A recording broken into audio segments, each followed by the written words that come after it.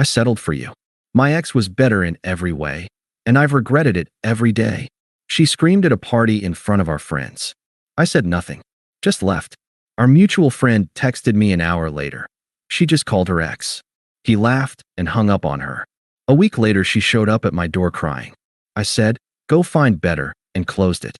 Hey viewers, before we move on to the video, please make sure to subscribe to the channel and hit the like button if you want to see more stories like this. Thanks. I didn't realize I was a placeholder until the lease renewal came up. Looking back, the signs were there from the start. I was the guy who made sense on paper. I'm 29, I work as a systems architect, I have a healthy 401k, and I drive a car that doesn't break down. I'm reliable. I'm stable. I'm the guy you marry when you're done having fun. Sarah was different. She was chaos wrapped in a sundress. She was vibrant, loud, and incredibly magnetic. When we met 2 years ago, she was recovering from a breakup with a guy named Damien. Damien was everything I wasn't. He was a club promoter slash DJ slash aspiring something. He was exciting. He was dangerous. He was also allegedly abusive, cheated constantly, and borrowed money he never paid back. When Sarah and I started dating, she constantly told me how refreshing it was to be with someone who didn't scream at her. She loved that I paid the bills on time. She loved that I moved us into a spacious 2-bedroom apartment in the city. She loved the safety, but she didn't love me. She loved the lifestyle I provided. It started with small comments about 6 months in, backhanded compliments that stung just enough to leave a mark. "I love that you're so predictable," she'd say while watching me meal prep on a Sunday. Damien would have us on a plane to Vegas right now with $0 in his pocket. It was stressful, but God, the rush was insane. "Well, at least we aren't stranded in Vegas," I'd reply, trying to keep it light. She would just sigh, looking at her phone. "Yeah, at least we're safe." That word, safe. She started using it like a slur. The phone usage got worse over the last 3 months. She was always smiling at her screen, tilting it away whenever I walked into the room. When I asked who she was talking to, it was always just the girls or work drama. But I knew. You always know. The intimacy died off, too. It became mechanical. If I tried to initiate anything, she'd sigh and say, "Can we just watch a movie? I'm not in the mood." Yet, 20 minutes later, she'd be posting thirst traps on her Instagram story, captioning them with cryptic lyrics about missing the fire. I swallowed my pride. I told myself it was a phase. I told myself that stability wasn't sexy, but it was permanent, and she would realize that eventually. I was wrong. I was paying the rent for a woman who was actively grieving the loss of a toxic relationship while sleeping in my bed. I was the waiting room, and her number was about to be called. The explosion happened at our friend Mike's 30th birthday party. It was a backyard barbecue setup, lots of people, loud music, and an open bar. Sarah had been tense all day. She'd spent 2 hours getting ready, trying on 4 different outfits, obsessing over how she looked. "Who are you trying to impress?" I asked, half joking, as she adjusted her dress in the hallway mirror. "Nobody," she snapped. "I just don't want to look like a suburban housewife just because I'm dating you." Ouch. We arrived at the party, and she immediately hit the tequila. Hard. Within an hour, she was buzzed. Within 2, she was sloppy. She was holding court in a circle of our friends. Mike, his fiancée Jessica, and a few others. I was standing near the grill, nursing a beer, watching her. She was glued to her phone again, texting furiously, laughing, then looking up at me with a sneer, then back to the phone. I walked over to hand her a water. "Hey," I said quietly, "maybe slow down on the shots? We have to drive home later." She looked at the water like I had handed her poison. The conversation in the circle died down. Everyone sensed the shift. "Stop trying to control me," she slurred, her voice too loud for the close proximity. "God, you are so suffocating." "I'm not controlling you, Sarah. You're stumbling." "I'm having fun," she shouted, throwing her hands up. "Do you remember what fun is? Or did you budget that out of the spreadsheet this month?" A few people chuckled nervously. Mike stepped in. "Hey, easy, Sarah. He's just looking out for you." She spun on Mike. "Oh, shut up. You guys all think he's so great because he's a nice guy. He's boring. He's dead weight." The backyard went silent. The music seemed to fade into the background. I felt the heat rise in my neck, but I kept my voice calm. "Okay, we're leaving. Grab your purse." I turned to walk away, expecting her to follow. She didn't follow. She detonated. I settled for you. Her scream tore through the party. Every single head turned. 30 people froze, drinks halfway to their mouths. I stopped. I turned back slowly. She was standing there, chest heaving, phone clutched in her hand like a weapon, tears of rage in her eyes. I settled, she screamed again, pointing a shaking finger at me. My ex was better in every way. He was a man. He had passion. He made me feel alive. You're nothing. You're just a paycheck and a place to sleep. The cruelty of it was breathtaking. It was so raw, so honest, that it didn't even sound like an insult. It sounded like a confession she had been holding in for 2 years. I regret it every single day, she yelled, her voice breaking. I wish I never met you. You're pathetic. The silence that followed was heavy. Our friends looked at me with a mix of horror and pity. Jessica looked like she wanted to throw up. She stood there, defiant, waiting for me to fight back. She wanted me to scream. She wanted a dramatic scene to validate her chaos. She wanted to prove that I was just as toxic as Damien, so she could feel justified in hurting me. I gave her nothing. I looked her in the eyes. I didn't frown. I didn't cry. I looked at her with the detached curiosity of a stranger watching a car crash. I reached into my pocket, pulled out the keys to my car, and held them up. Okay, I said. My voice was steady. No waver.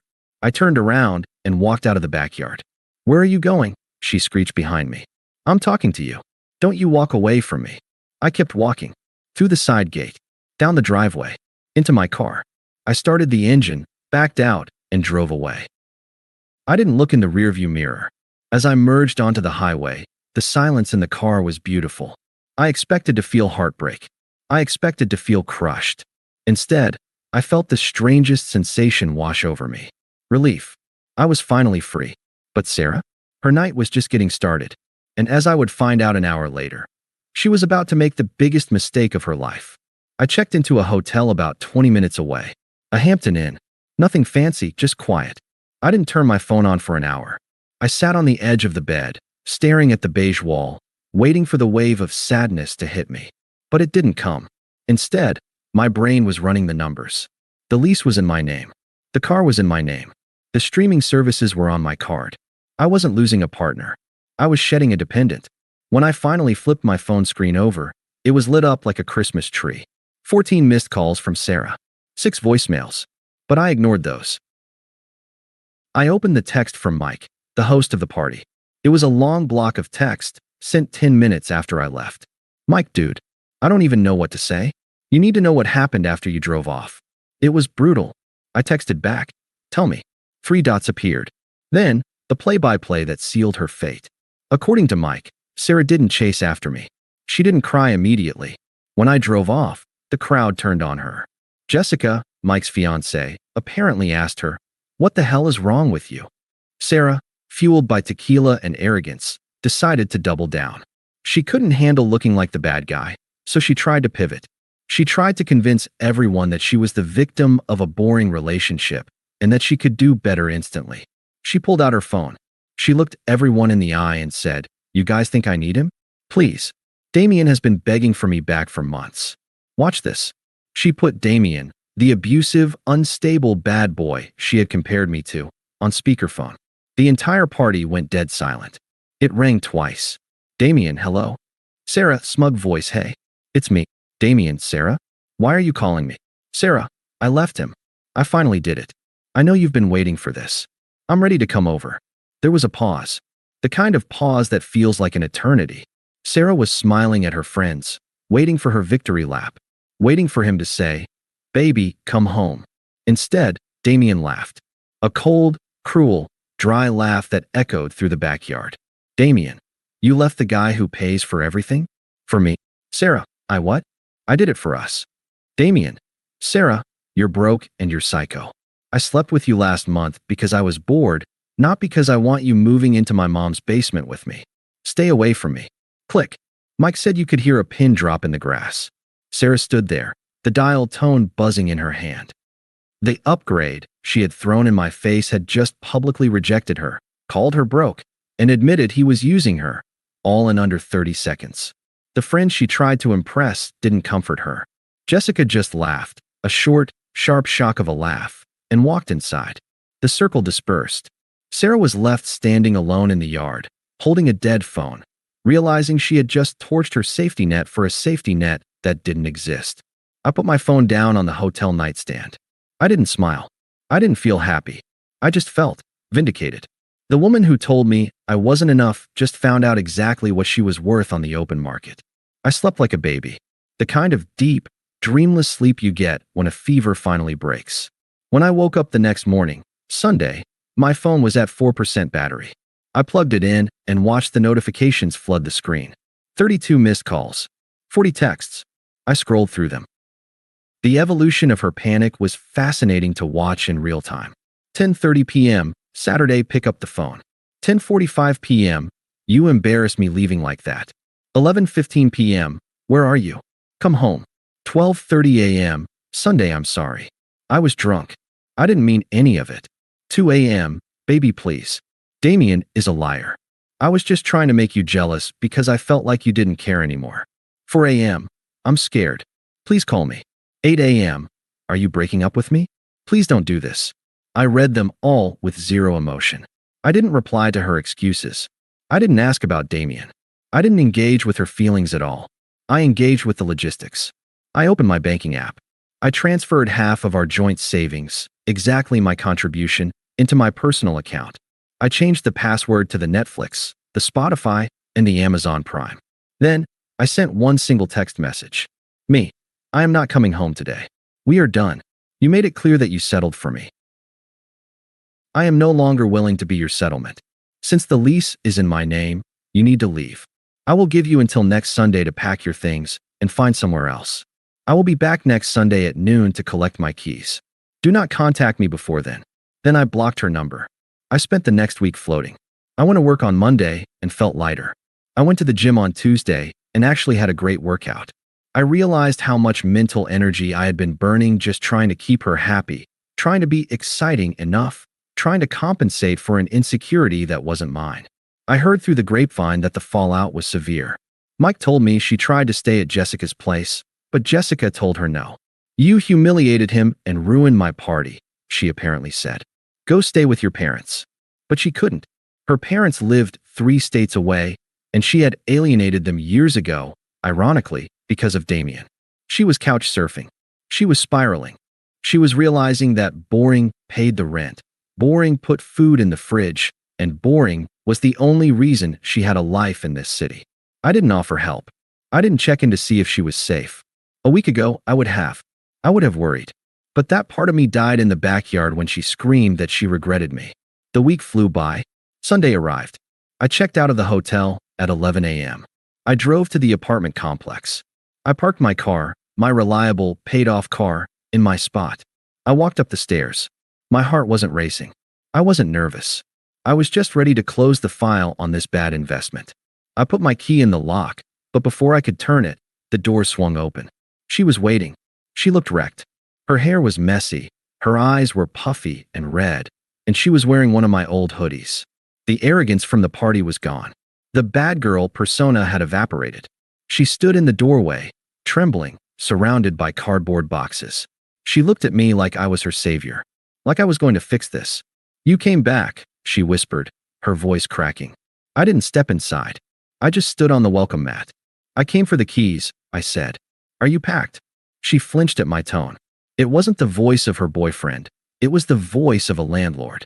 Packed, she repeated, wiping her nose with the sleeve of my hoodie. Baby, please. Can we just talk? I can't. I can't leave today. I have nowhere to go. You had a week, I said, leaning against the doorframe. I didn't cross the threshold. I didn't want to give her the impression that I was entering our home. It was my home now. Where are the keys? She stepped forward, trying to close the gap between us, reaching out to touch my arm. I took a deliberate step back. Her hand hovered in the empty air, trembling. Stop, I said. Don't touch me. I made a mistake, she burst out, the tears starting to flow harder now. I was drunk. I was insecure. I saw everyone looking at us, and I wanted to feel important. I wanted to feel like I wasn't just the girlfriend. I didn't mean any of it. You meant every word, I corrected her calmly. Alcohol doesn't plant new thoughts, Sarah. It just unlocks the door to the ones you're hiding. You've thought I was boring for 2 years. You've thought you settled for 2 years. You finally just had the guts to say it. She shook her head violently. No, I love you. I realized it this week. When you were gone. God, it was a nightmare. Mike and Jessica won't talk to me. My mom said I can't come back there. And Damien. She choked on the name. Yeah, I said. I heard about the call. Her face crumpled in humiliation. He's a monster. He laughed at me. He told me I was nothing without you. She looked up at me, eyes wide and pleading. And he was right. You're the only good thing in my life. You're the only man who ever treated me with respect. Please, don't throw away 2 years because of one bad night. It was a masterful performance. If this had happened 6 months ago, I probably would have folded. I would have hugged her, told her we'd work on it, and apologized for making her feel insecure. But I looked at her now, and I didn't see a partner. I saw a liability. I saw someone who viewed my loyalty as a weakness and my stability as a cage. I checked my watch. You have the rest of the afternoon to get these boxes into your car. If you need a U-Haul, you'll have to pay for it yourself. Her expression shifted. The sorrow evaporated, replaced by a flash of that sharp, ugly anger she had shown at the party. You're really going to do this? She spat, her voice hardening. You're going to kick me out on the street? Over words? After everything I gave you? You gave me nothing, I said simply. I gave you a home. I gave you a car. I gave you a life you couldn't afford on your own. And in return, you told the world you settled. I held out my hand, palm open, expectant. The keys, Sarah. She stared at me, her chest heaving. She realized the anger wasn't working either. This safe guy, she mocked, was gone, replaced by a wall she couldn't climb. She reached into the pocket of the hoodie, my hoodie, and pulled out the key ring. She slammed them into my hand, the metal digging into my palm. You're going to regret this, she hissed, grabbing a box. You think you're some prize? You're going to be alone.